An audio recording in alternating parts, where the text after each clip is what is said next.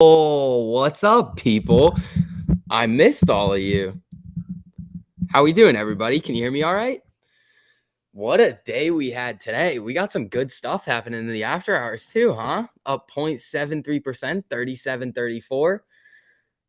Hey, all it took for a little earnings run up was for us to just have the date confirmed. It's kind of hilarious, but we have a lot of stuff to go over. How's everybody feeling after today? Everybody doing all right? Also, somebody brought up an interesting point in a comment of one of my videos over the weekend, and they were like, "Hey, I never see like you always say learn what strategies I'm using to like trade options and like which options you're trading, and I just like don't go over it in the videos. So we'll do that at some point tonight. I've got some good stuff for you. Corey, college is good. Not gonna lie, went on a little bit of a bender this weekend. Just putting it out there. Thursday, Friday, Saturday, and then here's the kicker, Sunday too. Not really, but sort of. I hope all you guys are doing good. I do have some hedgy tiers, long on Chipotle. This is the thing. There's no Chipotle out here. There's just a Moe's. So like I have to make do with that. But thank you to all you guys who are coming in. Let's have some fun tonight. All right. Do a little Ortex update, even though I feel like people are just like annoyed with Ortex now, which I don't really get why. This is the best option that we have. Utilization 87.59. I don't think we've done a live stream after I've talked about this, but there is like you can kind of speculate that some of the institutions are lending out shares just based on the data. So if you look at what was it on loan and utilization, I think it was. Where was it? Free float on loan. There was a weird divergence somewhere. I don't really see it anymore. But yeah, short interest, 16.79%. Still high. Like shorts haven't covered, period. I feel like everybody saw all of the BS over the last couple of weeks. And like people just randomly coming out with like less confidence in the play, even though here's the thing. If the price was doing something different, let's just say like over the last like 2 weeks, AMC went back up to 65. You would hear nobody complaining. But the thing is that it doesn't matter. Like in my mind, it doesn't matter at all. Like who cares? The point of this is to like one, yes, market reform, make sure that we can eventually make our market more fair. But again, it's a short squeeze play. And we've already seen it go to 77. So if AMC just slowly like rallied up into the 60s, you wouldn't have seen anybody upset. You wouldn't have seen all of these people coming out and being like, "Oh, it's dead." Blah, blah, blah. You wouldn't have seen it. It just like people were just getting frustrated by the price that they were seeing, which fair, but at the same time, you got to really think about like what your own plan is. Shout out the mods. What's going on, guys? How we doing? Thank you all SCV's costume this year. I was like kind of a cowboy at one point, but then I lost my cowboy hat. I actually didn't lose it. I just left it at my friend's apartment and then I just couldn't get it back. He just is bad at answering his phone. And then I went as a hunter, which I was going to try to do something funny with it, but no. But my buddy went as a monkey and that was funny because he's an ape. Smash that like or I'll short Chipotle. Yeah, if you guys don't mind just dropping some likes on the stream.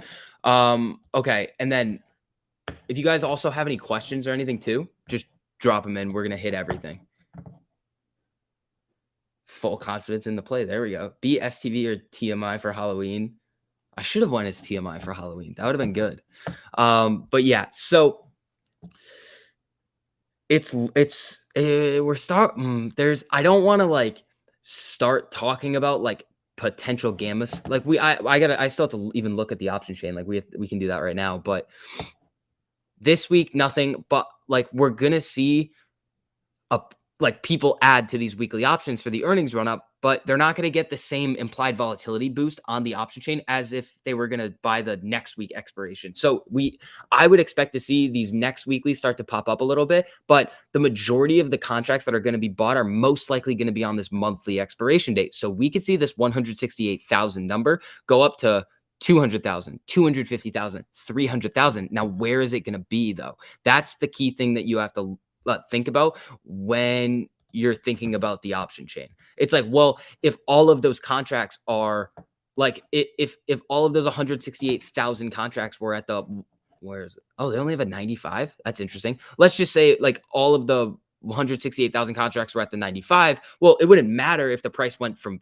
like 37 to 50 if there's not contracts running in the money to force the market makers or option sellers to hedge those positions. So that's the key thing you need to look out for. So on the left is going to be the calls, right is puts. Let's just switch it to the calls. That's easier. Let's see. Right now, 40 is decent, but very spread out. 55 and then 18,000 at 95. Okay. So right now it's pretty spread out on the monthly, which is not bad. That having it spread out is a good thing because let's say that the majority of the contracts were concentrated at 50. Well, if we start to get close to 50 and the market makers want to pin it below, and let's say we have a blowout earnings, everybody's excited again. There's a lot of buying. We start to run. Well, if there's a boatload of contracts at 50, then they're going to do everything they can to make those contracts expire worthless. But if we see it all spread out between like these $1 increments and then the $5 increments as we get down here, that's actually better for us. Does that make sense? Because if they're more spread out, it's like even if you push it down past one strike, well, then you're still at this next one. So you continually have to try to push it down. And if you can't, then you're screwed. And then max pain for this week. Do the dorms not allow heat? They do. I have an apartment. I actually am gonna hold on. I'm gonna turn on my AC real quick.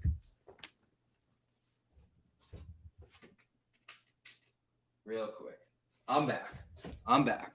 Don't go anywhere. Thoughts on Prague and BBIG?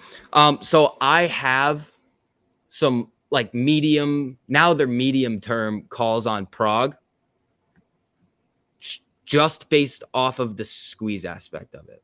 I haven't done as much research into the actual fundamentals of the company. Those are doing solid right now. We can get into some of like the trading stuff later, but let's keep it to AMC right now, and then we'll get into some of the other stuff later. How cheeky was AA not admitting his naked shorts weren't a signal? That was hilarious. I was surprised. Okay, so I was always wondering if Trey was going to ask him about it in the next interview, and then I don't think he asked him about the shorts. I don't remember, but then Melissa Lee and CNBC were just like, screw it, we're going to ask him. And he was like, I'm not going to confirm or deny if it was a hidden sign. So I don't know. I think so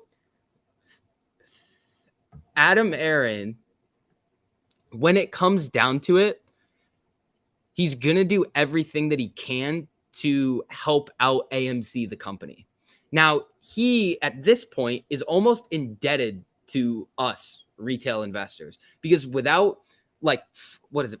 I think it's 4.1 million, I believe it is. Like the last time we got the count, retail investors buying AMC or shareholders like owning AMC at that time, that amount of buying volume allowed him to raise that money, to use it for other things, to pay off debt, and to basically just benefit the company in the long run.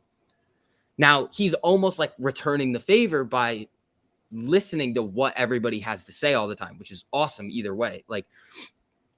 But when it comes down to it, he's always going to do what's best for the company.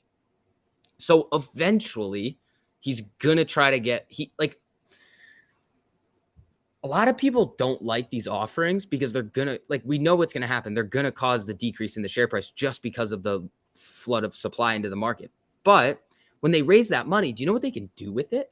This is the thing. It's like a lot of people don't like to think about the fundamental side of the play, but they're very important. Now, if he can pay off the debt, let's just say AMC is debt-free by summer of next year. Well, what happens then? Well, we're pretty much back to normal in terms of the global economy, most likely, unless something crazy happens. Let's say AMC starts turning a profit because they're no longer absolutely crazily leveraged. then they can offer the dividend. That's the thing you need to think about. It's like if there's no debt, dividend. That's how that benefits us. So yeah, share offering, bad in the short term. You lose money on paper. But remember what happened at the closing of the last offering? We ripped. Donnie, thank you so much for the super. I appreciate it, man. Good to see you, bud. Is Rogue not letting you turn the heat on? TMI is probably freezing in the closet. Also, don't take no for an answer from Rogue. Donnie, thank you, man. No, I decided I found this hat at my house. So I was like, I'm gonna wear the hat. But then now, like, I have aggressive hat hair. So I was like, I'm not gonna take it. Like, it's just not, we're not doing it. So it's just not gonna happen. Are we going to get into sports betting? Maybe rent out theaters as fight clubs? Oh, I don't know. That would be cool. I mean, I don't know. I don't know what he's going to do. What do you guys think Adam Aaron's going to pull out of the hat for the new business idea? Grumpy, thank you so much for the super. Thank you guys so much. I really appreciate it. For school, thank you very much. Yeah, we also be prepared for volatile price moves this week. Oh, we are doing solid in the after hours too. Look at this, up 1%. Whoo-hoo! There we go, everybody. There we go. 37.45, making our way back up. Latest Ortex numbers, we touched on them at the beginning. 87.57 utilization, 16.79% estimated short interest, days to cover 1.6. Let's see. Percentage of the free float on loan, 20.59. I heard possible Netflix partnership. Okay, so I did talk about that in one of my videos. So it's possible that they do something with Netflix. It would make sense because here's the thing: HBO is this. I believe it's Warner who owns HBO is doing it. They're having that 45-day exclusive window. Now, those two, HBO and Netflix, are competitors. If HBO and Warner are going to be able to make more money off of sending their movies to theaters for 45 days first, and then Netflix is not doing that and they're going to get left in the dust, then that's going to be an issue. The other thing is there could be a non-compete agreement where since AMC would be showing those movies in theaters and Netflix would want to show their own movies in those theaters as well, there might be a part of that Warner deal that says you can't do that. You know what I'm saying? So like if there might be like a non-compete agreement, that's what it's called. Qualify for awards. Yeah. How about Wrench Capital showing his face? See, I told you it wasn't me. What's up, guys? Welcome back to Wrench Capital. I told you it wasn't me.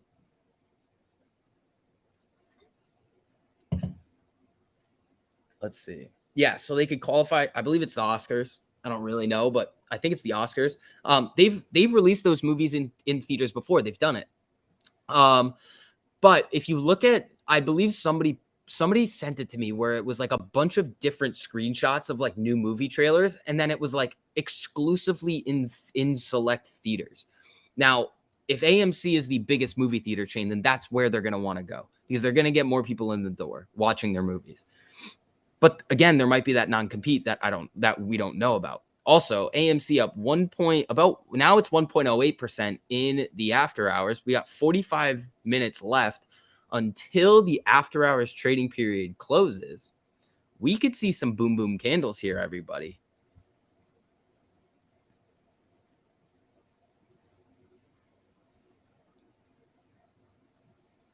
Let's see. Yeah. And then what did we have today? Oh, yeah. And revenues. Silly shorts. Tricks are for kids. AMC Entertainment confirms October theater admissions revenue for AMC, both in the United States and internationally, the highest it has been in any month since the pandemic forced the closure of theaters in early 2020. They've just been on an upward trajectory. Again, and when you think about the fundamentals, if they change, if you're short on a company and you are managing outside money, you have a fiduciary responsibility for your clients to not like lose it all and to like act in their best interest. Now, if you are short AMC and you've been short for a while, based on specific fundamentals, numbers that you can prove as to why you are short, and those numbers then become irrelevant, what do? You cut it, ditch, cut the loss, you get out.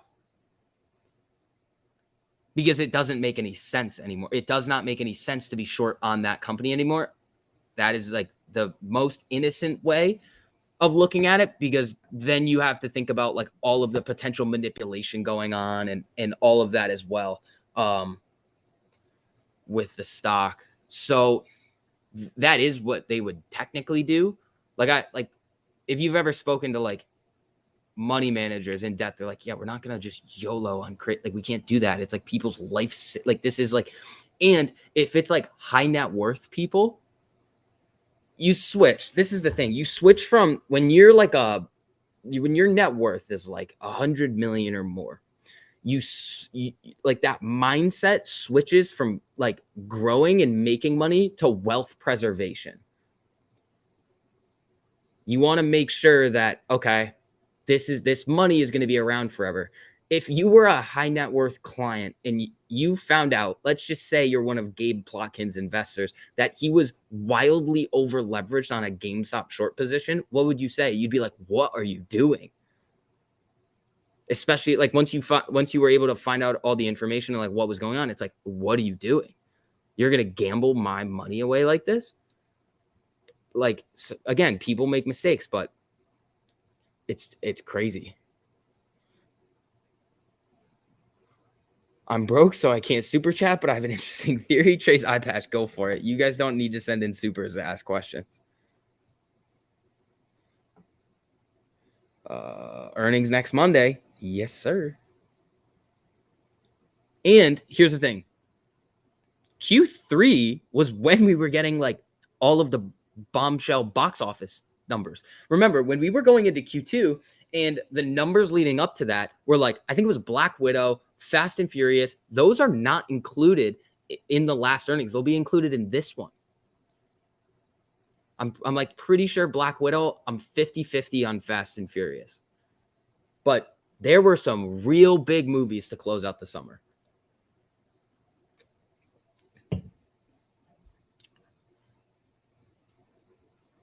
I think we messed up about not letting Adam Aaron issue more shares. Yeah, that's been a theory floating around for a while, because if he were to, the problem is what was he trying to issue? 500 million? Like, what was the number? It was something crazy. It was like 500 million.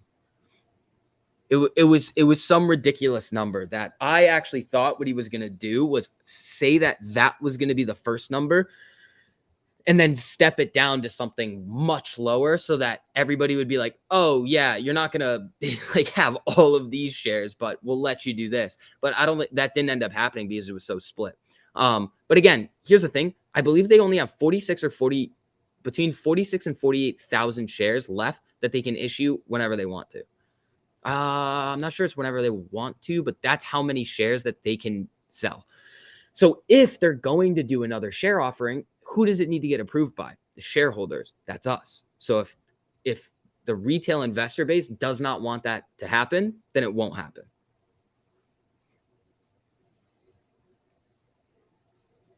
He did. He said 25 million. Yeah, 500 million, then 25 million. Okay, so he did. We will give him 25 million in 2022. Maybe. The Apes will buy those shares right up. Yeah, they should do, I believe, direct market would be better so we could buy them. Do you ever worry that positive price action is a sign of shorts loading up on shares to short on earnings day? No. Okay. Ian, here's the thing. The positive price action, in order to enter the short position, you don't buy the shares. The shares have been already bought. They're being held. So the buying pressure that would come in from those shares getting bought already happened. So what happens is you just get loaned them. So like like where they are is just it's just like placing them in a different spot and then they sell them in. So when you see the positive price action, it's not that the shorts are like loading up. It's just the buyers are willing to buy in higher amounts at higher prices than that day than the sellers are. So is that some shorts covering? Is that just retail buying? Is it institutions buying? Can't really tell, but that's basically what's going on. 37. Are we pumping right now? Oh, 37.50. Here we go. 37.49. My question is, how do we MOAS if they turn out the buy button off? That's a very, very, very good point. Here's what I think I was saying this either on my lives or TMI's lives a while ago. Oh my God, I get these scam calls all the time. Your car is extended warranty, your Medicare benefits. I'm 22. I don't need Medicare benefits. Okay, so sorry, I get distracted really easily. If you guys didn't know. Okay. Turning off the buy button. So we saw in June AMC have 1 or 2 days of very volatile price action where we ripped. We saw halts, but we didn't see the buy button get turned on. Okay. It's possible that the brokers have prepared for situations like this happening again, and they're going to have a way to get liquidity, or they have the liquidity right now. Think about it. Robinhood is a publicly traded company. That's kind of a mistake on their part, because if they ever cut off the buy, like PCO again, oh, they're done. They are done. They've done it twice, actually. I don't know if you guys know this. They did it, I believe, during the Dogecoin Elon Musk SNL situation. Like they couldn't handle it, but it didn't get as widely like blown out of proportion because it was in a less concentrated area. But we don't necessarily want all of a sudden the stock to just go meteoric and exponential, because that puts pressure on the institutions that we've seen their ability to just cut it off.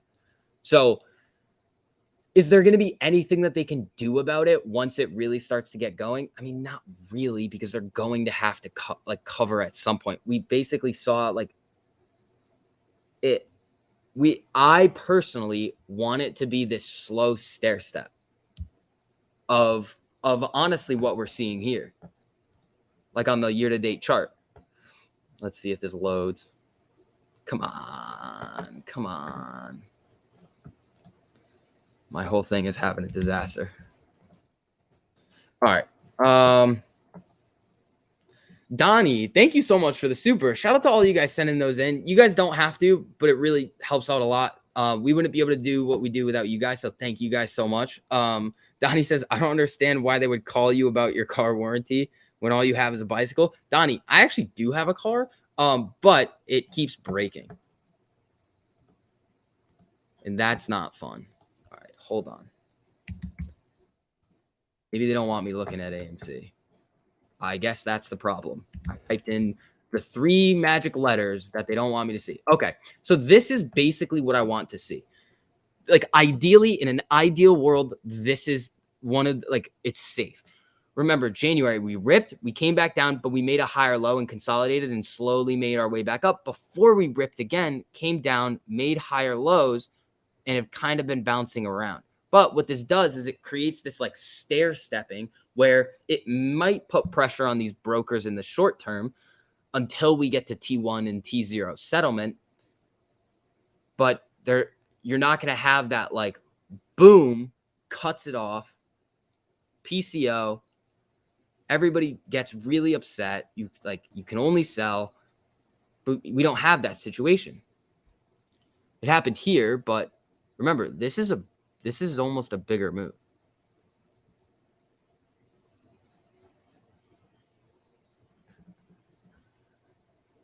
Put gas in it, Vix. TMI's Nike promo team. I should do that. Honestly, I put some oil in it the other day and it helped. It was running better.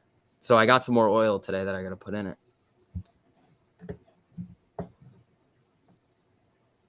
Maybe I'm crazy, but it would seem so much more attention is on the brokers. They'll need to be better prepared for any MOS. Yeah. SCV, you of all people actually need that extended warranty? That's true. I do. I wish I had a warranty. I would just be like, here, make it better. When is T1 and T0? We don't know.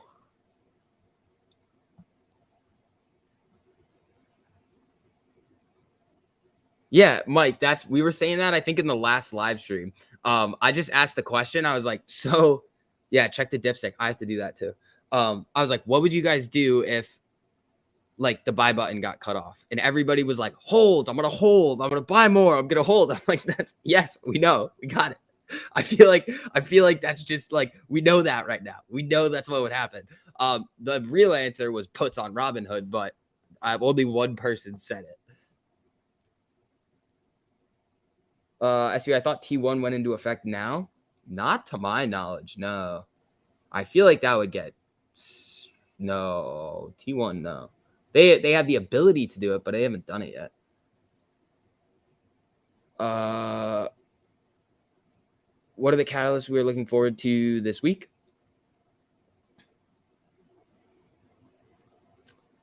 Earnings run up. That's what I'm looking at. I'm not messing around with the run up. I have other plays I'm looking at right now. I already have like my options position on AMC set up, and if I continue to do well trading, I'll continue to buy more AMC. But I'm just not messing with the short term options on AMC. It's just it's not worth it for me. The price movements are so volatile that you just don't know what's going to happen every day. They could go up, down. It's not going to go left, but it's definitely going to move. Like when we see like flat days on AMC, like within 1% moves, I'm surprised. Can we help with homework? I don't know. See, here's the thing. I honestly might do some homework tonight. I might do that. Probably should, right? I am in school. Hey, let's go on a moon trip. Let's do it, Fuzzy. AMC showings are selling out already? I bet they are.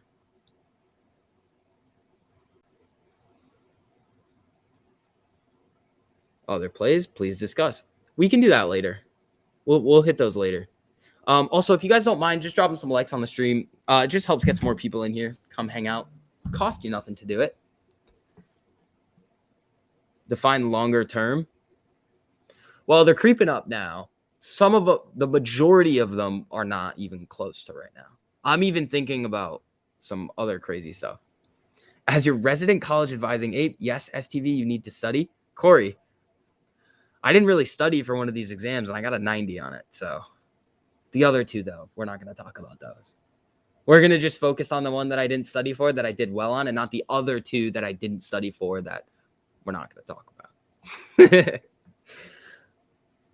Would January 22 be considered long-term? No. Write a thesis on AMC and reverse repos for school homework? I could do that. Let's see. Okay, so we also have this right here. AMC just completely dissing Robinhood, and it's hilarious, and I love it. It's awesome.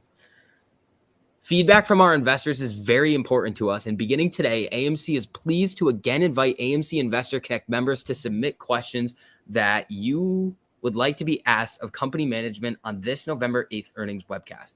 I would like to know what their strategy is going to be for paying off their debt, and then after that, I want to know the new business idea. And then other than that, I mean, we know they can't offer a dividend right now. I would say GameStop partnership. And then that's really all I need to know. Because everything else is like, in terms of just like looking at their numbers, it's like, yeah, you're going to be able to look at their financials and figure out how they're doing. But those are the things that I really want to know. Unlike our last earnings call, there will be no advanced voting on the submitted questions, as we will not be partnering on this earnings call with Say Technologies, given its recent purchase by Robinhood. That is a baller statement by AMC. Think about that. They didn't even, all they had to say, like, all they really had to say was, yeah, we're just going to do our own thing on our own platform this time. Like, it's fine. But they went out of their way to just say, yeah, we're not going to do it with the Say Technologies company because Robinhood bought them. It's like, it's awesome.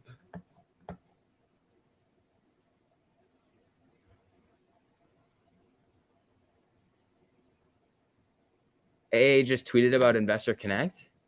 Oh, what do we have here? Oh boy. All right. Oh wait, hold on. All right. We are so pleased that more than 365,000 people have joined our free AMC Investor Connect Communications Rewards program for AMC shareholders. To thank existing members and to encourage new enrollees, here is another free large popcorn for you. Retweet. Yeah, so if you guys want to be able to ask questions, make sure you guys sign up for Investor Connect. And then you'll be able to ask questions.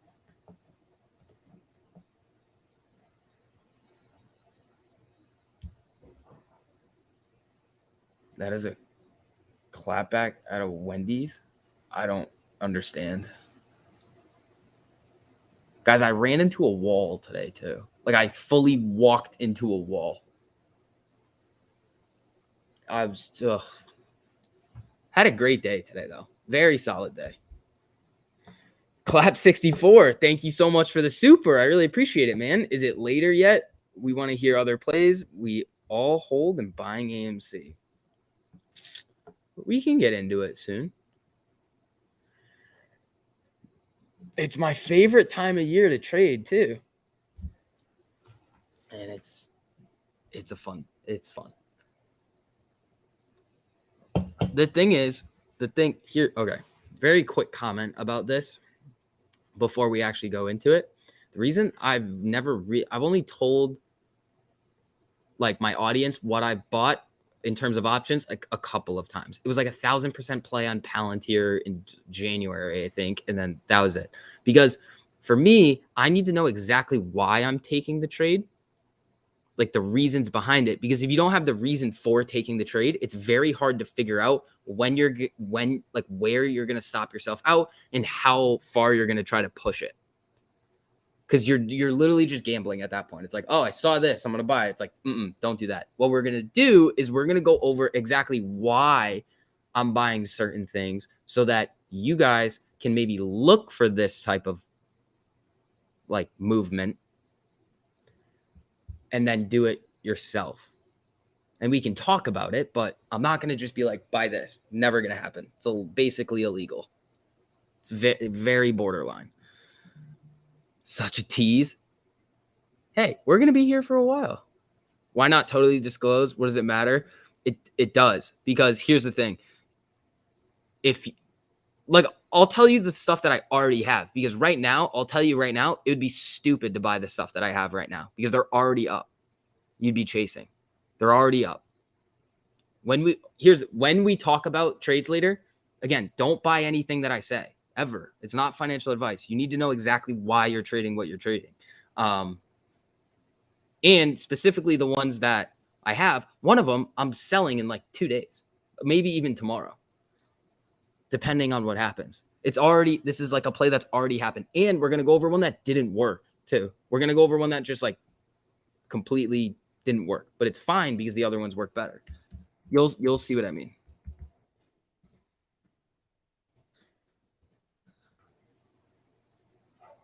Let's see. Except for AMC. Let's see. What are we at in the after hours now? 37:45. We got half hour left. Also, do you guys hear those dogs out there? People just, I don't know what it is. It's like cold where I'm at right now. And people are just leaving their dogs outside and they just constantly bark. And one of them sounds really mean. And I always think it's attacking other dogs. It just growls and like, you can just hear it. It's like, it's like, dude, control your dogs out there. And I think my window's kind of broken. I went to go like move it. Long story. Vix, do you know jujitsu? I actually do. I need to start going back.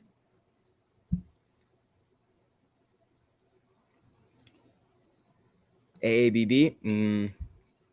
Interesting. Hugh, thank you so much for the super. I really appreciate it, man. Can somebody tell me why Prague is so hyped? This is a squeeze or a long? I just keep watching it dip. Prague's been pretty volatile recently. It meets the qualifications for like the threshold list, utilization, short interest, FTD, short squeeze thesis. That's why I have a position in it. But yeah, I've also heard that there's a good fundamental thesis for it as well, which I need to take a deeper look into. But yeah.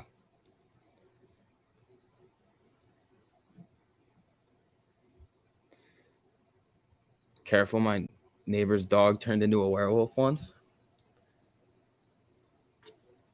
Oh, SCB, did I find my box? Fuzzy, I gotta go. I gotta go get it. Oh, I know exactly where it is. I just have to go get it. I'm so sorry, dude. I am the worst. I like how AMC literally called out Robinhood for buying out Say Technologies. Companies usually steer away from that kind of dialogue. Yeah, whoa, guys, we're not dealing with a normal company here. We're dealing with a special company, and it's awesome. Hugh, thank you so much for another super, man. I really appreciate it. You're welcome. P.S. I love you. I love you too, Hugh. Prague might get acquired by Pfizer or the likes. Yeah, see, acquisition rumors are you got to be careful with those. Because if it comes out ever that they're just not going to, it's like then you're screwed. But it meets all the other qualifications. Let's do Max Payne for this week real quick. Let's see. All right. So Max Payne for this week, 36. Again, heavily concentrated on the call side. So what they would do if they are pinning is they would try to get as many of the calls out of the money.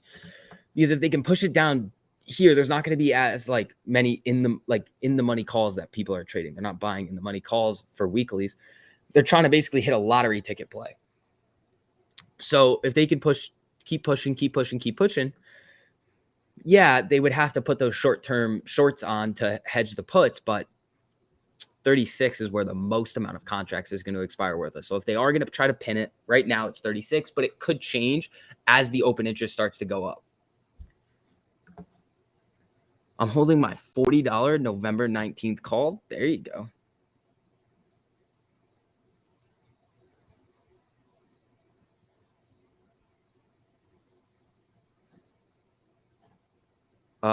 Here's another thing we have to go over that I was going to talk about in the video today that I don't know. It didn't make sense.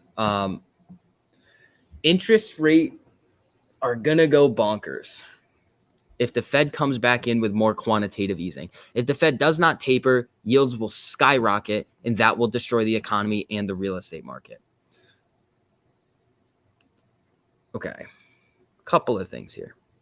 Yields are going to go up. When yields go up, home prices will fall slightly. They will fall. Okay. In order for the Fed to taper, they need to see signs of economic recovery. And they're going to heavily weight those on jobs numbers. I believe it was the September report that they were really weighing their options on. So here's the thing. If they don't see economic recovery, the economy is going down anyway, and then they can't taper, and then the economy goes down. It's like, okay. But if they see signs of economic growth, then they taper. Well, the economic growth should balance it out. It's kind of like an obvious statement, but this is the next like fear mongering in the news that we could see. That, oh my God, the Fed's tapering their asset purchases. If you look at what they're actually doing, it's a slow step down of like the actual assets. It's not like they're gonna, like when you think of a hose, it's not like the water is running right now and then they just like kink the hose and then there's no more water coming in. They're slowly turning it off. Like the Fed might do some dumb things sometimes, but they're not completely useless and stupid. Like they're not going to do something they're just going to be like, well, let's crash everything really quickly. They don't want that because we just went through that and we don't want that to happen again. So be on the lookout for tapering scares. I'm not worried about tapering. I'm more looking towards the next 2 years of what's going to happen with interest rate hikes. If they do it one and done, cool. But they're probably not going to. It's probably going to be a slow, steady, like every 6 months interest rate hike.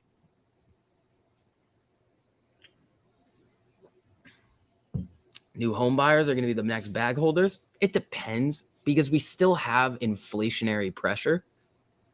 You don't love me anymore? Preston, I don't know about that.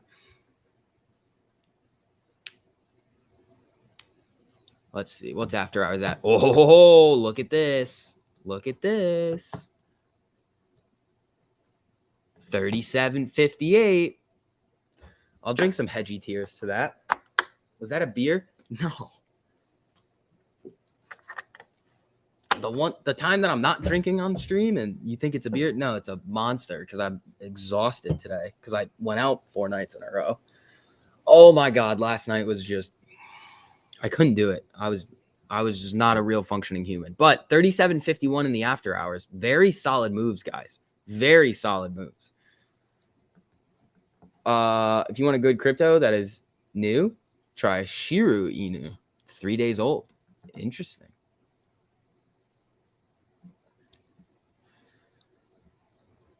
If yields skyrocket, will that affect us by way of AMC's debt? I mean, it shouldn't unless it's like variable. Like if it's a variable interest rate, then they're screwed, but I doubt it is. I bet it's locked in. So inflation would help them. Let's see.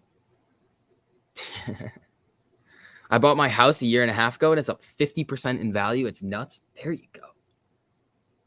People are making moves, guys. There's a lot of money to be made out here. Lots of money to be made.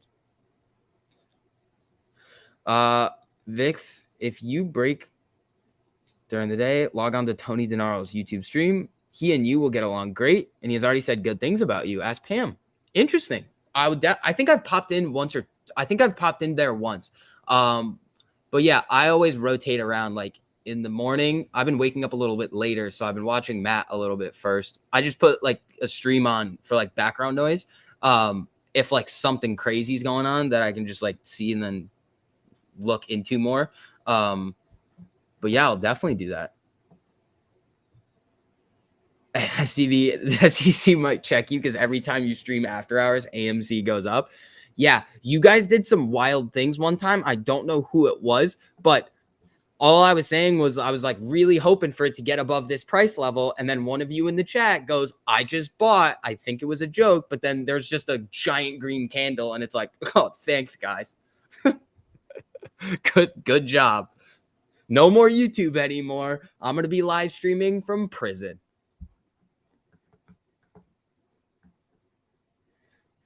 They can't do a one and done hike. Yeah, that would be, yeah. So yeah, little gradual. I want to, oh geez.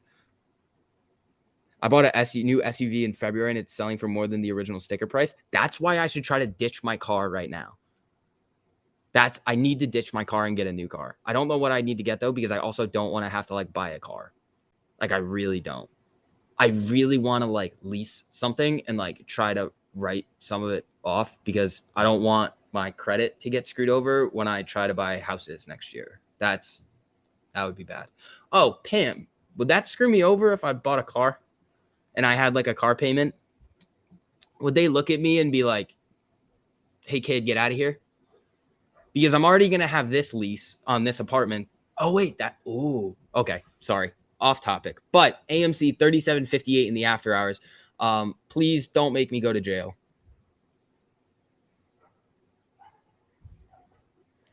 At the beginning of the pandemic, I bought a Mercedes sports car for $7,000. Now I can't find one for under 20. Jeez, guys.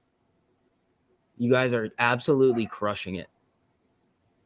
Yeah, debt to income, that hurts. Oh, shoot. Ask your mortgage broker. Hayden, I don't know what you think I do, but like I don't have one. I wish I did. I wish I could just be like speed dial mortgage broker. Hey, Not there yet. Maybe in like a year and a half, I'll have like a system set up. But I'll start. I'm gonna probably. All right, maybe car payment sooner rather than closer to buying.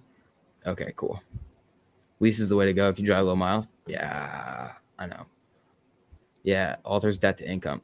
Yeah, the problem is that this apartment right here, even though it's co-signed, is stupid expensive for no reason. It's just me in my apartment. It doesn't have any rooms.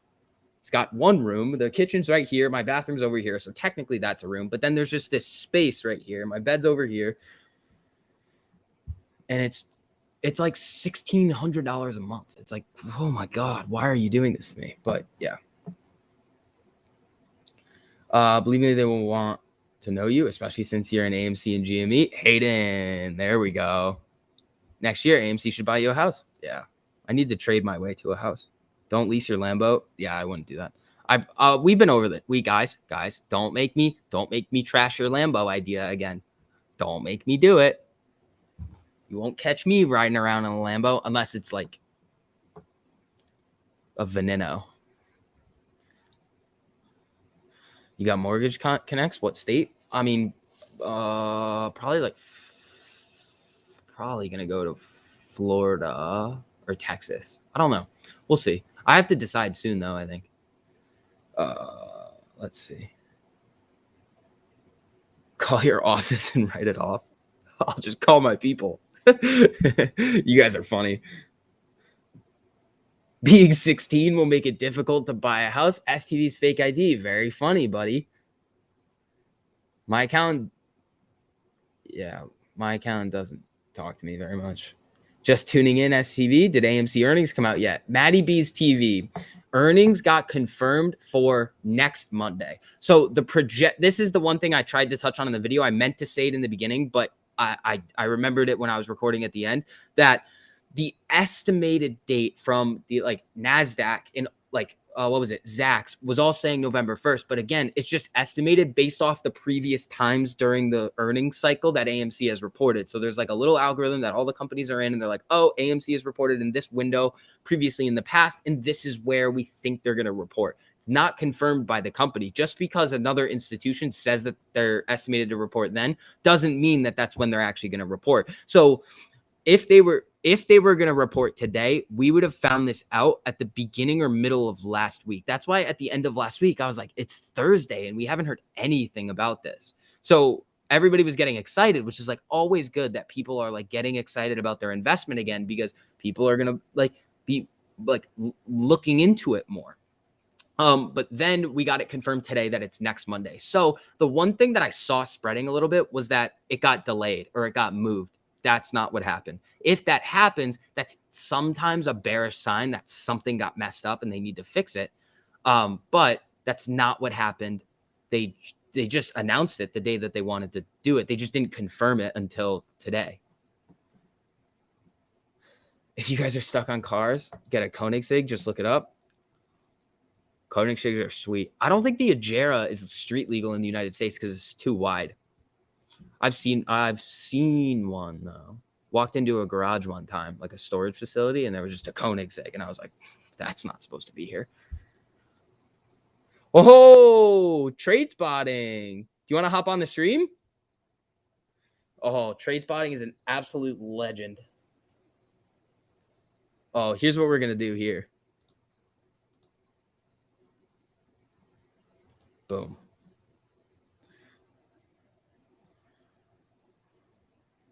I think that worked.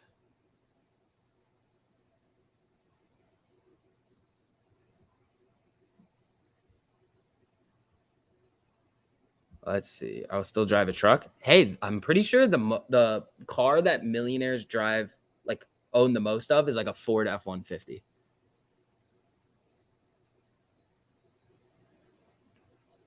Koenigsegg, why not just put a match to your money? Hey, I mean, if you're gonna buy like a Lambo, you're probably doing the same thing, because there's not many like limited. There are some limited edition ones. They don't make sense to me because they kind of look the same, but.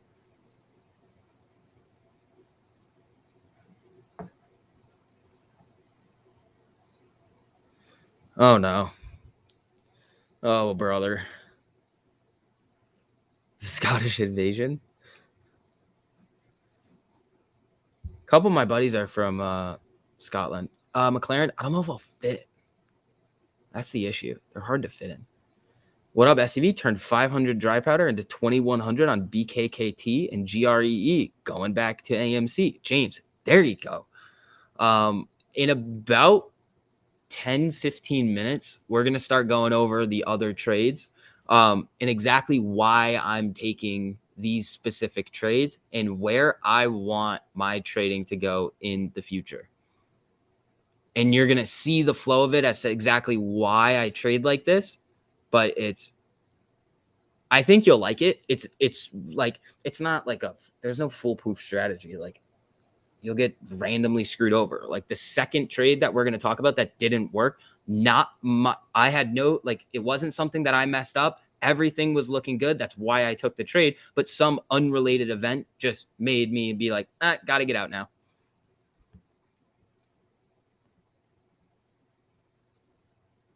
Trade spotting. If you're still in here and you want to pop on, let me know. I also modded you.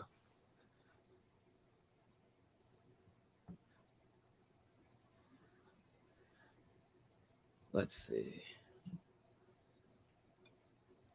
Oh, man, I should probably stop drinking energy drinks right now. It's like 8 o'clock. That's bad. I feel like I'm good now. Let's see. All right. Hold on. I'm trying to figure out the best way to explain this when we get going. All right. Whoa, boom, boom candle. Here we go. Here we go. All right. Everybody drop some basketballs in the chat. Let's get some boom, boom candles going. We have 9 minutes till after hours closes. Let's rip. And nobody do anything that's going to make me go to jail, please.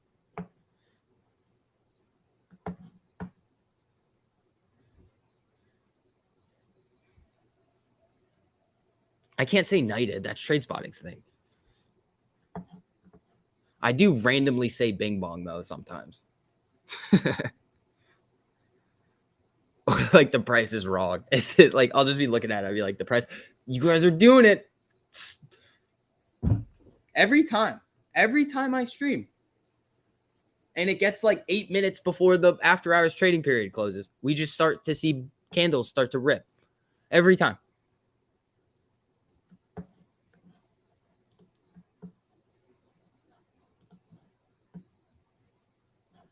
All right.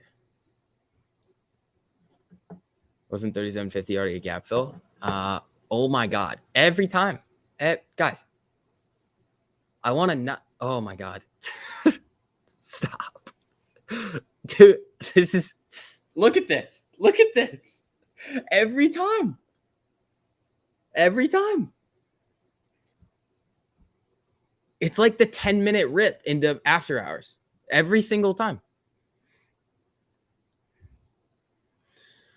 37.81 up 2% in the after hours.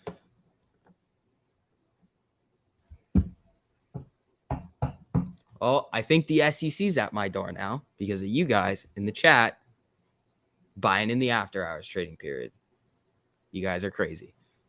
2.21% now in the after hours. Something's making a move right now.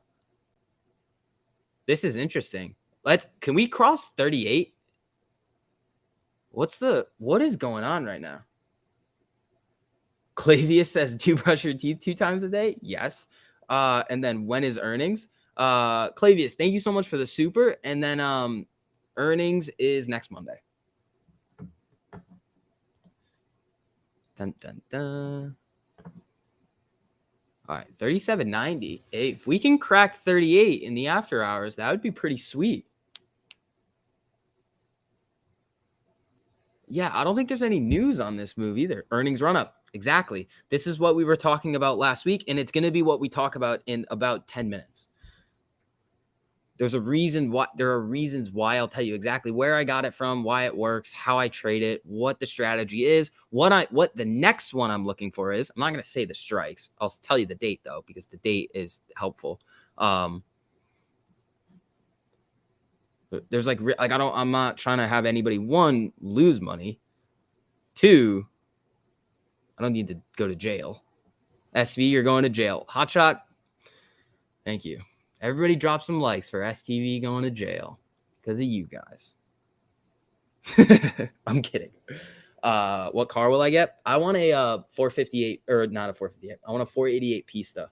That's what I want. Or I want the next version of the LaFerrari if they don't screw around with it. But I won't buy that with MOAS money. I'll buy that from cash flow from post MOAS investments. But we've talked about that stuff before. Seems like you're our AMC after hours good luck charm. Hey, that's me. All right, 37.90. We got 5 minutes left. Let's see if our girl Amy is going to crack 38.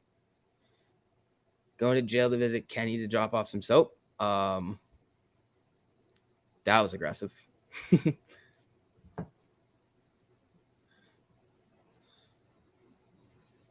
Let's see.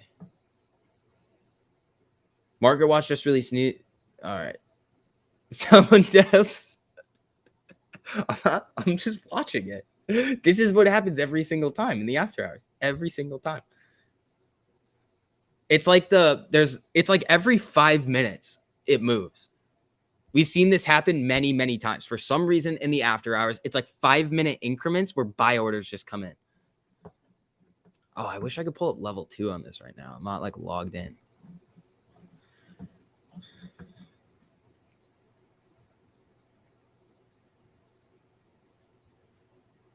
I wasn't shaking my head at the gap fill stuff. I'm just looking for where the gap is. Like where.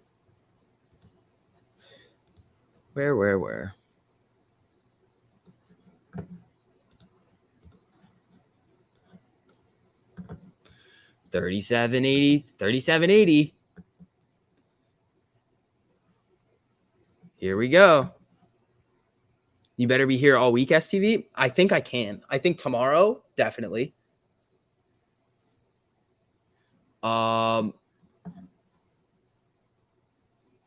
Wednesday, probably. Yeah, I think we're good to go all week with this. Come on, 3 minutes left. 20-cent move. Red candle. See, here's the thing, though. Do I blame you guys right now for, like, I don't know what to do. Like, we started talking about it right here. It was moving in the after hours, and then all of a sudden, it's like 3 giant green candles, and it's like, oh, shoot. Even after I said, don't, like, stop. I'm going to get arrested. I'm just kidding. That would not. I highly doubt that me with my stream of 437 people right now watching the chart in the after hours. We got 2 minutes left, though. 37.76, 37.79, up almost 2%. Ooh, there was a buy order that came in there. Can you sell on Webull after 5? I believe you can.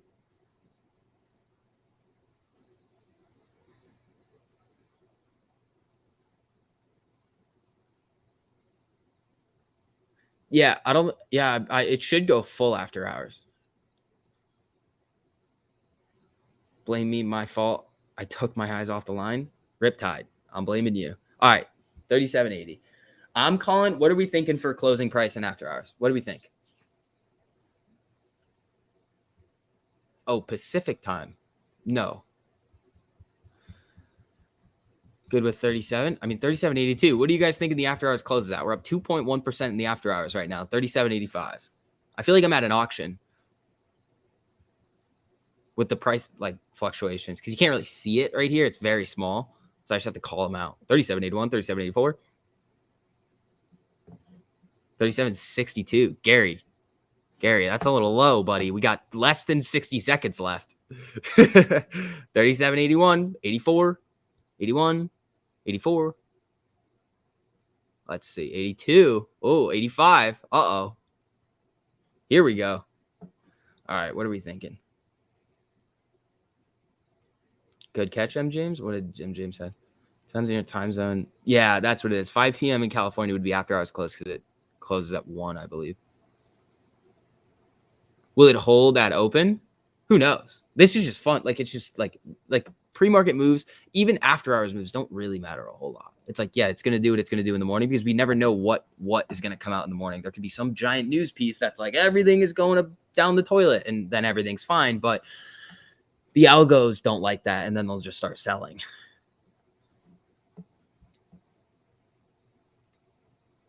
Let's see. Yeah, 5 p.m. in Cali. All right, 8 p.m. Did anybody say 37.83? I don't see it. Too bad. That was a great after hours, guys. Nice job. Also, if you guys don't mind just dropping some likes on the stream, helps out a whole lot. Thank you to you guys who have done it already. It's free. Helps me. Other than that, if you don't want to do it, don't do it. Get the house first. Let's see.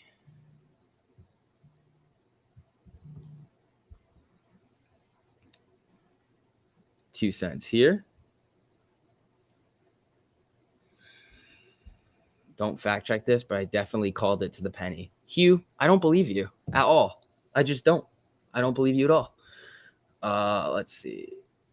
I wanted a $100 1 minute candle, and James, we can't all get what we want. we can't get everything. We can't have everything. Are you from Connecticut? Yeah, I am. I go to UConn.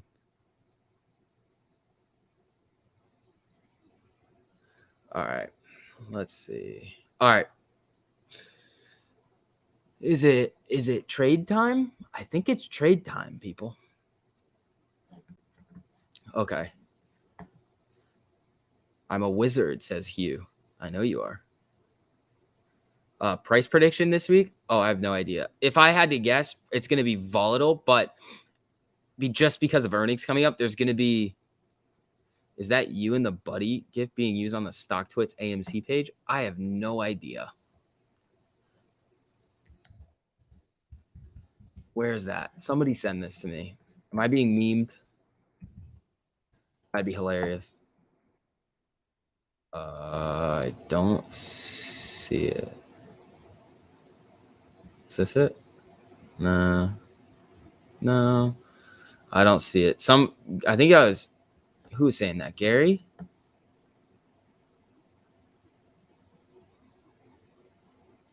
Yeah, Gary, send that to me.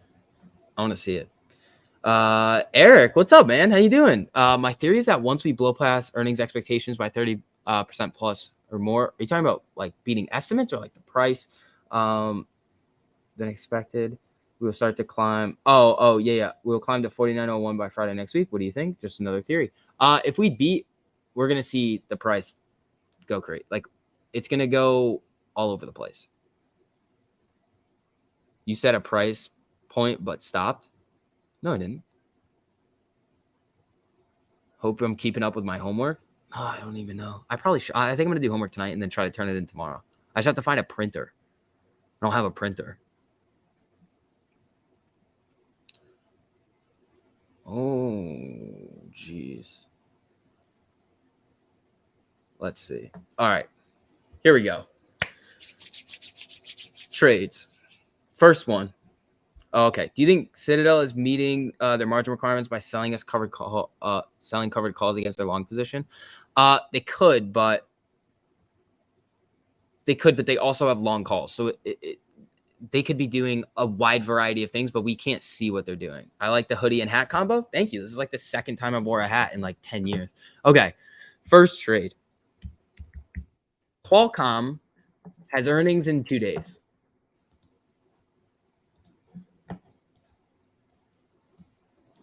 Earnings in 2 days. Okay. So this is the first strategy that we go over when we talk about earnings trades.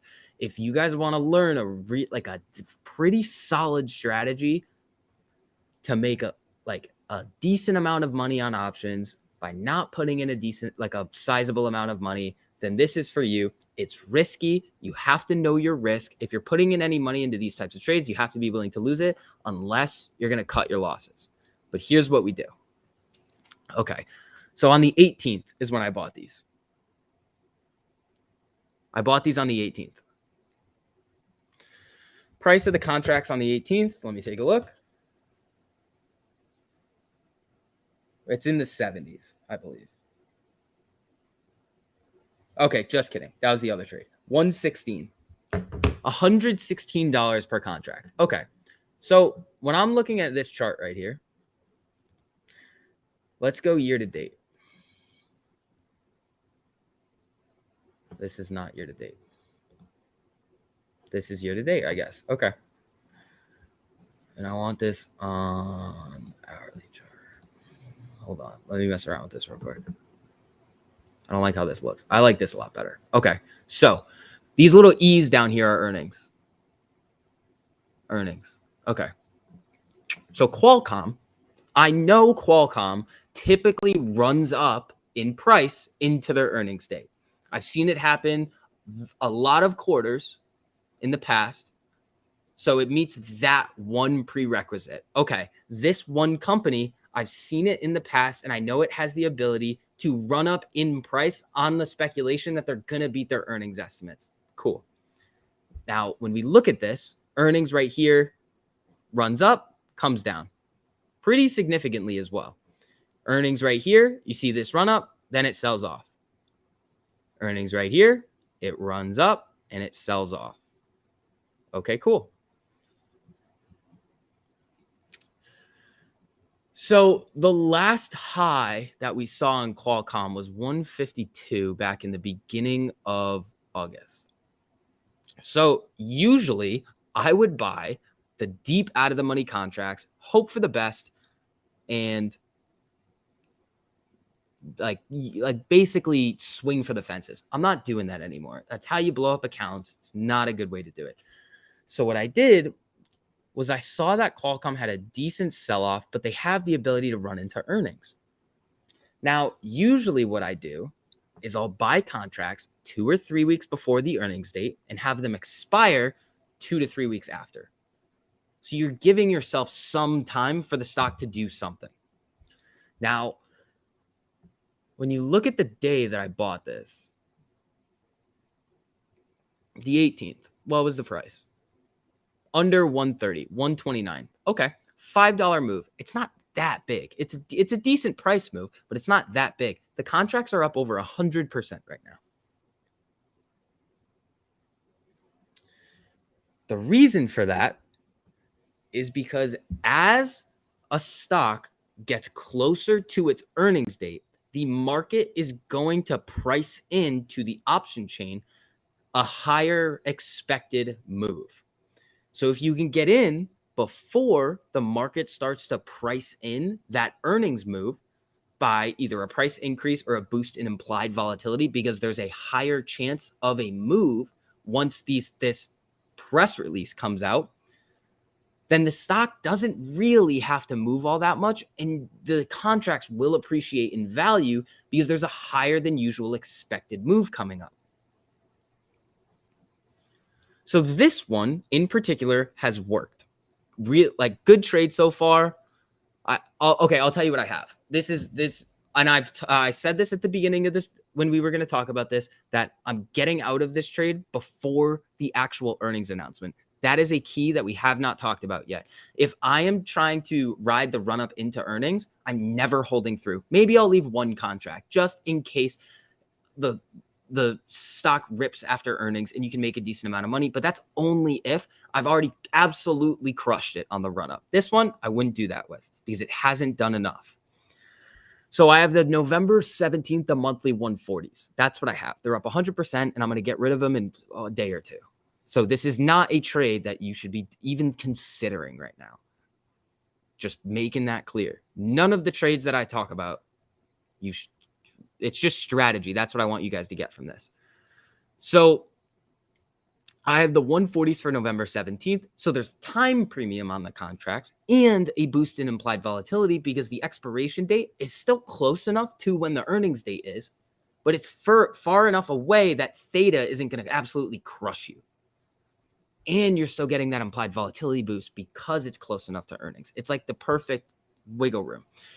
So you can have these go anywhere from like a small gain to I think the biggest one I've done on a run up was like 2,500% on Lululemon. It just kept going.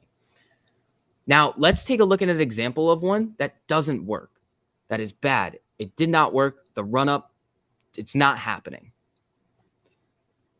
PayPal. And if you guys have any questions on this, on any part of it and how to look for them, just ask right here. This is a decent strategy to. And the reason I really like earnings is because it's based off an event. It's event driven. My technicals aren't as strong as like all of the other people that you see in the YouTube space. So I don't have the confidence in my technical ability to put my money behind, like just use technicals on a trade right now. I'll use technicals to like figure out price levels that I like on these types of trades, but I don't like right now. I don't just look at a chart and I'm like, look at the Fibonacci retracement and like the MACD, the RSI, the moving averages, and all these other things, and like figure out like, okay, good entry, good exit, done. That's just not where I'm at. Just putting it out there. That's not my style. Okay. PayPal. PayPal does a very similar thing to Qualcomm. But I think I bought these contracts. Let's see. I don't have them anymore. Okay, so I believe it was this day right here, the 20th. Now, PayPal starts to move. It's going up a little bit. I think I had the 300s. Maybe, yeah, I think it was the 300s for the same expiration date. So it starts moving up. It's going good. And then what happens these 2 days right here? It tanks. Oh, wait, this is not daily. This is daily. Right here. Yeah, so right here. And then it just tanks. Why'd it tank? Well, PayPal announced that they were, I think it was PayPal. PayPal announced that they were looking to buy another company. Now, long term, very bullish. Short term, it's a cash burn. Hurts their numbers. They're not going to be able to see that return right away. It's burning cash and it hurts. Stocks sell off. The company that is going to get acquired usually rips. The company that is the acquiring company, meaning that they're the one that's going to buy it, usually tanks when this gets announced. Long-term, great. Short-term, terrible. So it starts to run and then boom, it gets hit. Well, I see that happen. The news comes out and it's like, get out right away, out. Usually when I would previously have traded these, I would have just left it because then I'm not trading an amount that I'm not willing to lose. Now I'm trading it a little bit differently. If I start to see the position go against me, just get out. There's more opportunity out there. It's like I don't need to be in love with this one trade. But this is an example of how it doesn't work out, where nothing happened wrong. They just announced something and the stock sells off. So the next one that I'm looking at, I'll give you one of them. There's two. This is probably the better of the two. I just have a mental list of companies that I know move. Home Depot, Walmart, Lowe's, Target, Lululemon, PayPal, Qualcomm, Nvidia. Why is this so terrible? Okay. Walmart. Earnings in 2 weeks. Has some room to go. Usually moves up into its earnings. Target usually moves a little bit more, is what I've seen in the past. Lowe's is good as well. Home Depot, Lowe's, Target, and Walmart, really good trades usually. But that is what I do usually when I'm trading. It's event driven. You know it's coming. You have a specific strategy in mind. You put in an amount of money that you're willing to lose. And if it starts to go against you, just get out. The thing is, though, is that if these start to work, I push the winners. I put the pedal to the gas and just push the winners. Because when they start to win, they win big. But when you lose small. So like any given earnings season, if companies are moving, like we've been over the other strategy before where it's like we price it in. It's just numbers. It's literally just a math calculation. If the market is pricing in a small amount, then I buy contracts double that amount or around double that amount. It's very, very cheap. You're risking a very small amount of money. But if you can get multiple contracts and it hits 1,000% gain like that next day. But if it doesn't, the stock doesn't move, goes to zero. Riptide, thank you so much for the super. I really appreciate it, man. Hey man, love what you do. Gotta shut my brain off of the market and switch to Netflix, but wanted to show my support. Oh, thank you so much, man. Thoughts on Prague before I go? I like Prague. I think it has room to go. I mean, we could do some analysis on it, but I feel like everybody kind of knows it had a decent sell-off. If you're fully willing to take the risk of that's the one thing about Prague. It's like, in my mind, it's like I'm taking a shot at the the thresholdless short squeeze. That's what I'm doing with it. I know there's a fundamental play to it. My contracts are they were up over 100%. I don't know what they're up now. But yeah, like, you're gonna have winners and losers. Like, you just gotta, when you're gonna have winners, you push the gas on them. Like, yeah, you can take profits, make contracts free. Like, if you're up 100%, sell half, good to go, playing with house money. But if the stock starts to go in the right direction, it's like, especially with these strategies, they rip. But I personally think Prague has a lot of upside. That is not financial advice. It could tank easily. It's a heavily shorted stock right now. Like, if we pull up the what do you call it, Ortex data on it, what is it short? Like 45%? It was at 60. Okay, so the exchange reported short interest came at 35.49 on the 26th. Ortex adjusts the estimate to 37.3%. That's a crazy amount of short interest. Crazy. Utilization 99.86. Cost to borrow super high. Like, it makes sense in terms of the short squeeze aspect of it. That's the kind of why I'm in it. It's like, okay, it could just go crazy. Like we saw with those other plays. It's like, my whole thing with Prague is like, I've seen the other ones go up. I had some other cash that I'm like using for trading so I can make more money to buy AMC and other stocks and like try to build my account. And I was like, this one seems like a real good opportunity. So I'm in on that one. I've got those Qualcomm calls that I'm getting rid of. I'm going to hop in on Walmart at some point. There is a couple more that I like. Maybe I'll take some day trades. But in my mind, it's all emotion. It's all, you have to be emotionally detached. You just have to not care. Because when you hit these big trades, it's very similar to what we're going to experience with AMC. The next big run up that we see, you're going to see numbers in your account that you've never seen before. Never. Some of you are going to have life-changing money on the next run up, and it may not even be the squeeze. Your emotions are going to be like, oh my God, this is wild. Imagine how you felt on the June run up. You're like, oh boy, is this it? Are we going to do it? Then it came back down. Whatever. We're still high or low. We're doing good. What is it? We're on Walmart right now. We need AMC. So when you see the options start to go, you might have turned a really small amount of money into a pretty sizable amount of money. But it's like it's an experience thing. You have to experience the money going up, money going down. The best way to think about it, in my mind, numbers on a screen. It's just numbers on a screen. It's going to go up, down, sideways. If you stick to your strategy and your strategy is sound and you have experience with it, you're going to be fine. When you start deviating based on emotion, that's when you start to get in trouble. If you start to revenge trade, you try to hop back into a trade, you get out, you hop back in, get out, hop back in. Not going to lie, I did it on PayPal. I cut it early and I was like, okay, it's sold off. It's probably going to rally into its earnings. I bought back in, had a little bit of a more drop, and I was like, out, done, not messing around with it anymore. But it's emotion. Like, nobody's perfect. Like, you're going to feel the emotion behind it because it's money. You're like, oh my God, I need to make more money.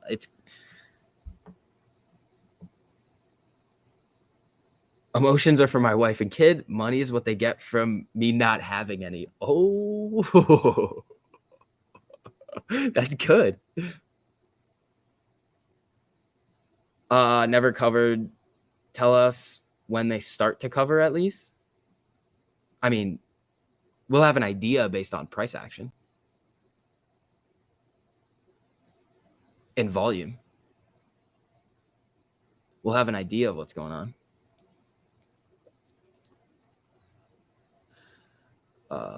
Later, Pam. Thanks for stopping in. I was up $80,000 on the June run-up. See? You're going to see wild numbers. That you're like, I never thought I'd have this much in a brokerage account. On the last run, this right here, I mean, I was buying. I was just buying dips. Like I was like, okay, keep buying. I just kept doing it because I had so much conviction in the play. My account reached a number that, like, for me, I was like, that's pretty cool. Now it's not close to there, but it was still fun to see. But at the same time, I was like, okay, cool. I think this can go higher. I think this number can go much higher. Like you hear about that, like the Shiba Inu story, where that one investor turned $8,000 into $5.7 billion. Now think about this: that wallet has been inactive for I don't know how many days. It's a crazy amount of days. If that person was watching that investment every single day, what do you think the odds are that they would have let that $8,000 investment go to $5.7 billion? Do you think they would have sold off at 50,000, 100,000, 500,000? Because then you go up to $1 million, then 5 million, then 10 million, then 50, then 100, then 500, then you crack $1 billion. You're telling me that if you turned $8,000 into $1 billion, you're not selling? Think about that. That is the greatest trade of all time, and that person may not even know they did it. They might have no idea. They might have just put the money in there, lost their past whatever it was, don't have it anymore, forgot they even bought it, and they're just sitting on $5.7 billion. Exactly. Of course you're selling. Yeah, they would have sold way too early.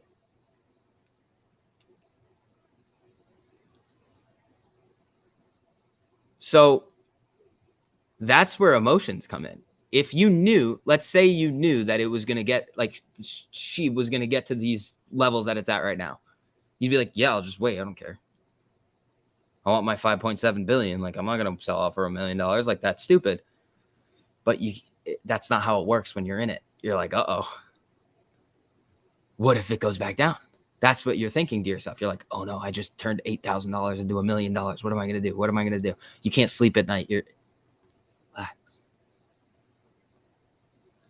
Either way, life-changing money. But that's the weird thing that I think a lot of people are going to start experiencing on the next run-up. Ryan, thank you so much for the super SV. You ever find out who Mandy is? No, I did not. Vix, I need a play to make a few bucks and put the earnings on AMC. What moves are you making at the moment? We went over that Walmart play. Think about, if you want, go back and watch what we talked about in the stream. I think Walmart's a good one to do it on. Don't do it if you like. I'm not giving financial advice at all. Like, I'm not telling you the strike, the expiration, none of that. But there are companies that you can look for on the chart and be like, okay, consistently over the last year or two, most quarters, they run up into the earnings call.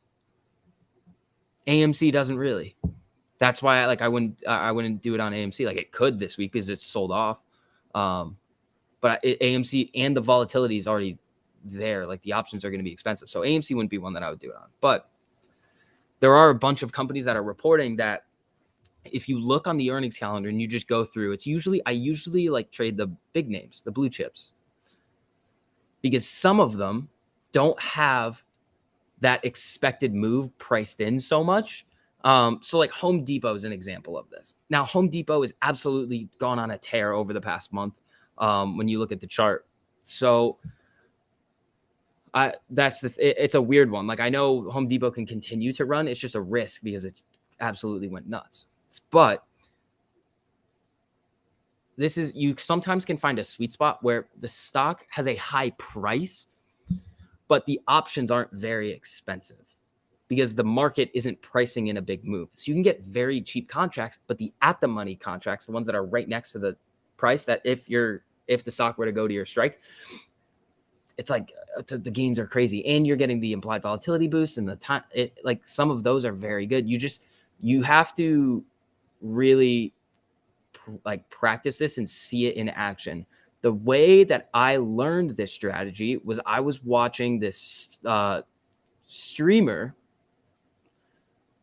called, he has two channels. It's the Trading Fraternity and Stock Market Live. Stock Market Live is the streaming channel, and then the Trading Fraternity is the like the watch list channel of like what he's watching and like why, and like all of the economic events happening and like earnings and trades and stuff like that. But that's how I learned how to do this, and I really like this strategy. It works very well. If you can manage your risk very well, you can hit very big plays with not risking a whole lot, and you can cut your losses quick and keep moving on. And if you hit one out of like every 5 to 10, you're crushing it, depending on which version of it you're doing. Doesn't implied volatility drop off after earnings? Yes. That is why I never hold through if I'm playing the run up. And the second strategy, that's why you need the stock to move, where we price in the move and then go double. That's why the stock has to move, and those contracts have to go in the money or deep in the money, or there has to be a little bit of time left on the contracts, or they just go to zero the next day, or like down 75%. But like the trade size, like I do, is like, it's nothing. It's like $100 to $200 a trade. The other thing is, you don't want to overtrade. You don't want to just like spread yourself too thin where you're like, I don't know what's going on here. Like I'm throwing money everywhere and I don't have a specific reason. So for me, I'm starting to like tighten it up, if that makes sense. Oh, what's up, TMI? Mandy and I are going to visit STV soon. I don't know about that. Mandy, okay, they definitely know each other. They have to. They can't pop in here at the same exact time. Hold on. You can't, this is not allowed. See, I think our theories are becoming a reality about TMI and Mandy. They're colluding behind the scenes. They're live chat manipulating. That's what they're doing here. TMI, you want to come on real quick and explain yourself?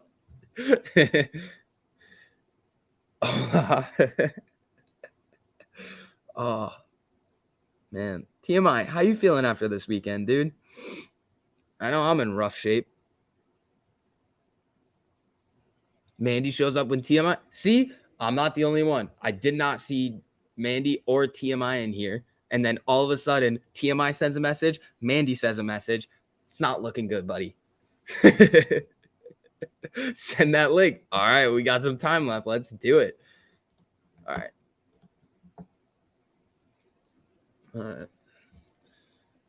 Invite guests.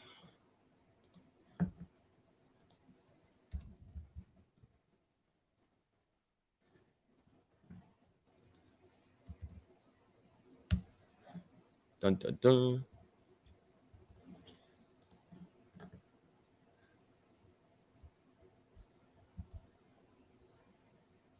Mike Tyson made a lot of money today. There you go, Mike.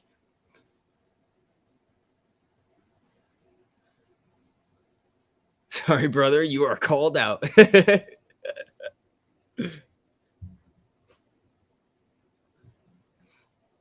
today was a good day. Oh, man, I got 2 days left on these Qualcomm contracts. Let's see what happens. Again, I will say it one more time. It is too late to get into Qualcomm for this strategy, for the way I trade it. If you want to YOLO on your own and gamble on their earnings, by all means, it's your money. Do what you want. But that is not the strategy that we were talking about. So I don't want to hear anybody that's like, oh, I bought weekly calls on Qualcomm and then it tanked or did nothing on earnings. Why do you stink, STV? And it's like, That's just not what we. That's what we said exactly not to do. I saw a scam comment that I thought was pretty funny. That was like, "Hey, I've been like buying crypto recently. I've been losing money for some reason." And there was like something else in there. It was like one of those bot comments, and I was like thinking to myself, I was like, I really want to put a joke here, but I was like, I don't know. There's no way this is a real person, so I didn't do it. But I was like, you're doing something called buy high, sell low, and you just got to do like the opposite. You're really close. What's up, buddy? What's going on, my guy? Not much. You behind the scenes colluding over there with Mandy? Dude, that was the creepiest thing I've ever seen. I jumped in the chat for because I messaged you. I was like, I didn't know what time you're gonna be on, so I was like, I don't know if it's gonna be one of like the 8 or the 8:30 or whatever it was. I was like, shit.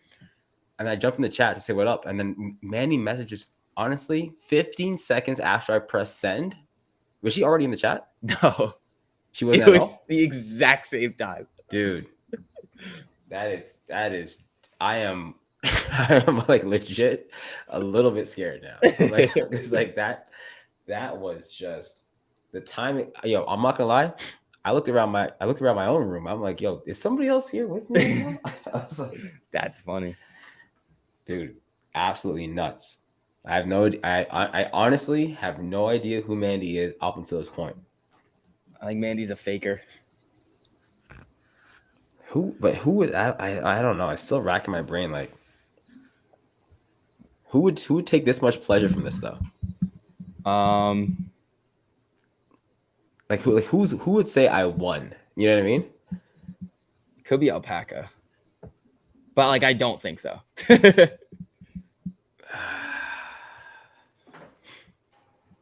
Hey, STV and TMI, what do you think about IEX? I'm hearing sus things about it. Well, I don't think there's any sus things going on with IEX. Yeah, I don't know about the sus things. Maybe computer shares, what you're talking about? Yeah, maybe. I think computer shares just like is dated. The concept is it works perfect. It's just a dated. If we gave them if we like put a bunch of money into it, I think we can make it work. Yeah, we could do that. Nice we could post squeeze. Save exactly. Computer share next. Done. Whenever we find a stock with the short squeeze catalyst, we just use computer share to buy it up, and that's it. It's like there's too many shares out here. That's it. Too many. Mandy wears a mask. It's review dork. I'm gonna break into your house and steal all the cookies and candy. It's fine. Mandy, don't break into my house because guess what? I don't have any cookies and candy. And also, guess what? I don't live in a house. So ha. That is great. At least she doesn't know where you live. Exactly. Is it Rogue? Oh. Nah. Rogue would just pop in. But no, because there's a Twitter, like Mandy has a Twitter account. Oh. Change the subject. Every single time Mandy comes in, we just get sidetracked. I mean, we were supposed to end 3 minutes ago anyway, but we'll stay on for a little while. A little after party to the after party. Is this still power? Is this the power half hour? I think, yeah, we'll do like power 15 minutes. Done. Well, I was thinking like you can do power 10. I don't know how long you got. You probably got studying and exams coming up and shit like that. Nah, I'm all done with those. I don't care. Oh, there was never mind. I'm not going to talk about this assignment that I definitely just decided not to do. The Tesla freaking run, my man. I was in on that one. My goodness. I've been in love with Qualcomm recently. Oh, you're talking about that. Now. Is it running? Yeah. Also, I'm about to go to jail because what? we were talking about AMC, how literally every single time at like the 10-minute mark, like before the after hours trading period closes, it just rips. And like every single time I make the joke where it's like, oh, haha, you guys did that. And then they were like, oh, we're going to do it. I'm like, don't stop. Nope. Oh, and then all of a sudden it's just 3 big green candles. And I was like, oh my God. People are buying it up. It's the STV effect. I think we should start that hashtag. Yeah, we should. The after hours. The STV effect. Yo, did you see what happened with Matt over the weekend? Yeah, I like saw it like once and I was like, this is just stupid. Oh, there was one today too. And I almost wanted to like clap back at this person, but I was like, this is just so not worth anybody's time. Somebody said something where it was like, Matt thinks it's good that the buy button got turned off. Hey, STV, Trey, TMI, and like a couple of other people, do you think this is good too? And I was almost just like, hey, you dummy. If he thought that was good, why would he be interviewing all of these people to show how this is bad and like how we can fix it? The funniest thing is like he's working the hardest to try to fix the problem, and everyone's like, let's shit on that guy. Like, it's like, you stink. And it's like, what? I was like, you know, this guy's freaking interviewing people, and I'm freaking golfing. Like, exactly. Like, dude, I went out 4 times this week. Thursday through Sunday. I should I don't know. It had to be done. Yeah, not this guy. Just pick somebody else. Yeah. But yeah, Qualcomm I got in like right here in like the one just below 130. It's at 134.81. Earnings in 2 days. That contract's up like 110%, I think. Oh, nice. Dude, okay, this is what we need to do. We need to ride Tesla on the way down. You think it's coming down? Before the Fed talk. How about here's all-time highs? I'll buy calls, so then it goes down, and you buy like a boatload of puts, and then you just cut me in on it. No, I'm telling you, I literally did calls every day for the last 2 weeks for Tesla. It was like, well, I didn't not new ones, like I just held them through. Like every single day I was holding them. You know what I mean? Mm-hmm. Today I let them go, and it kept running, and it was painful. It was painful, but you just gotta let it go. They are coming back down. I don't know when, but before this Fed talk, Tesla is coming back down. I don't know what it's going to be. I'm looking at like 1,100. Yeah. It is coming back to roost. Mind you, AMC and GME, they're also moving the hell up right now. So I'm kind of like focusing just strictly on those bad boys again, because those are just before it was just like buy stocks in the dips, but now it's like, oh, hold on a second, let me just take everything else out the market because everything seems to be going at all-time highs. Like, all right, slow down. Timai, would you like to? I need to focus up because earnings season's got like another couple weeks, and then after that, I just kind of sit on my thumb for a while. I'm just like, oh, like. I just sit on my thumb for a while. Don't sit on my hands. I'm like, whoa. I'm feeling like you coming in and saying wild stuff there. Freudian slip. Wait, what is this? Wait, what happened there? Oh, I can scroll with this thing now, right? I think I can. What's up? See. Yeah, I can scroll with the chat. See, that's a wild thing that Restream did. TMI did what, Manny? Oh, God. Oh, this is going to be the new short the VIX thing. Oh, jeez. Yeah, once earnings season. Do not bet against Elon. I'm not going to bet against Elon, but what I would say is I might bet against Elon.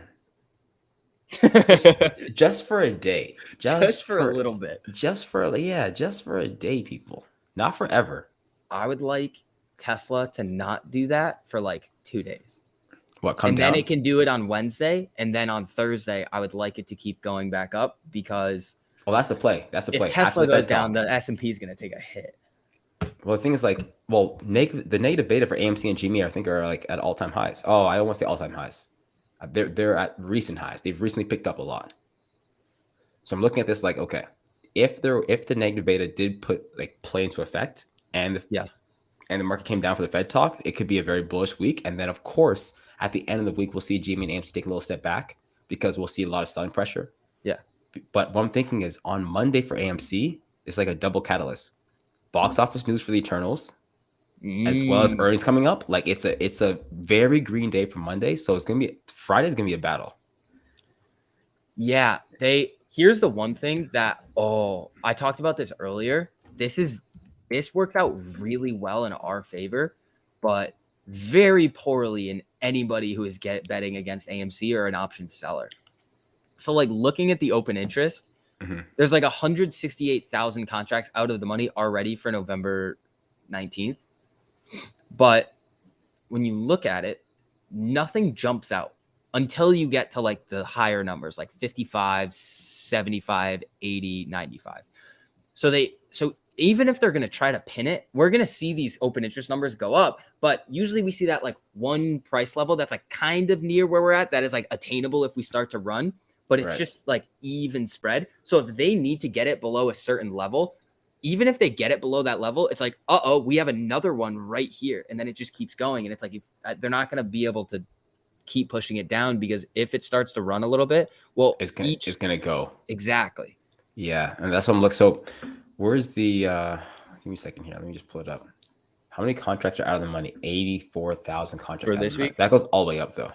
Yeah. November 19th is the one that I think it's like the next big 165,000. Yep. So that's 165,000 right now. I bet you by time earnings hits, that's gonna be 200,000, 250. Well, by the time earning hits, if we get to that week, it'll probably be 300. Yeah. But like in a week's time, it'll be 200, 250, and then by the time we get to that week, it'll be like 300, 350. If we rip, it'll be even higher. Oh yeah. Well, what's the best one? I think you need to find the video when you originally called it like a December run, and you need to friggin' I told you so tweet that shit out. Me? Yeah. Which one? The January one? Yeah. Yeah. Well, you called that like 4 months ago. Yeah, because we were talking about September, and I was like, I don't know. I like January. Like, it makes sense. And now, like, look at these contracts, dude. It's just piling up. They're 251,000. Like, this is, and there's 127,000 in the money right now. It's like January could be wild. It's dumb. If apes exercise contracts in January, it is game over. I'm gonna make a video just on that. That's 12 million shares. I was gonna make one. I was gonna be like, this is what we need to see. We should all do one. Is this conclusion? I was gonna do one yesterday, but I was just explaining we just explain what it would look like if this then that. Yeah. Oh my God! Look at December 10th. 2 put contracts in the money. Nobody's betting. That is so stupid. Those might be new though. Oh yeah, they could be. Also, this is something that I don't think a lot of people have seen. Squeeze happened before January. January. The thing is this, guys. There might be more than one squeeze. Oh, I easily think there will be, because like once we see the next big price run up on AMC, like because the next one I think is going to be more aggressive than June, the share price is like screwed forever, because the stock's going to run up. Exactly. Some shorts will cover it, but then there's going to be a lot of like random institutions that come in that are going to short it because they're like, this is excessive. And then they're going to it'll come down, they'll cover, it'll come back up, and it'll just do the same thing that Overstock does. Yeah. Well, some people are saying that it's, there's going to be one squeeze. So I'm just saying like, hey, look, like a squeeze could happen beforehand. Yeah, sure. I think there's going to be a few, like there are some shorts that didn't cover from $10, $12, but those shorts are going to be red as all hell for a long time. They're like, yeah, well, they don't have to cover. Yeah, they're just going to be on the balance books looking dumb as a mug. Every single earnings. What's that part of the folder over there? What's that? What's this?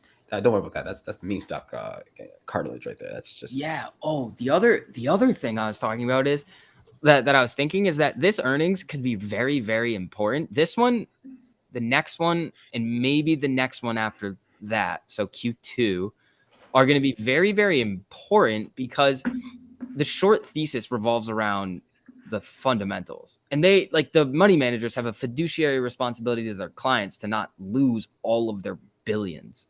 Yeah. So like if the fundamentals change on a stock that you're short on, you should get out. Like you should just be like, yeah, not worth it. Yeah. Well, this is the thing. You're 100% right. But what I think is what's helping them is the fact that more and more institutions also see there being a short thesis. Like right now. You know what I mean? So if it gets to the point where other institutions stop seeing there being a short thesis and they switch their point of views from being short to being long, then those who are short are fucked. Oh, sorry, didn't mean to swear. You're fine. I don't care. Yeah, those who are short are absolutely fucked, because then it's like, okay, not only are we short, but also every other financial institution knows we have to cover. Exactly. So that everyone's just like, all right, well, let's all just go long. And then we'll just squeeze these mugs out. Meanwhile, retail would do everything for us. Like they'll just hold the line for us. These guys have been here for the last 2 years. Like they don't care. Like, yeah. It's gonna be fun. We are gonna have a good time. I'm thinking tomorrow's gonna be good. I gotta get off. I gotta eat, and I think I'm gonna try to do an assignment so I don't have to do it later. Sick. Do it up. All right. Later, everybody. Thanks for everybody coming in the stream tonight. We should be able to do these all week, I think. Antics just said, I'm just here to say thug life. Oh, jeez. Antics. You wild boy. All right, everybody. If you want to, leave a like on the way out. That would really help. But if not, that's cool too. You guys are awesome anyway. All right. See you tomorrow. Deuces.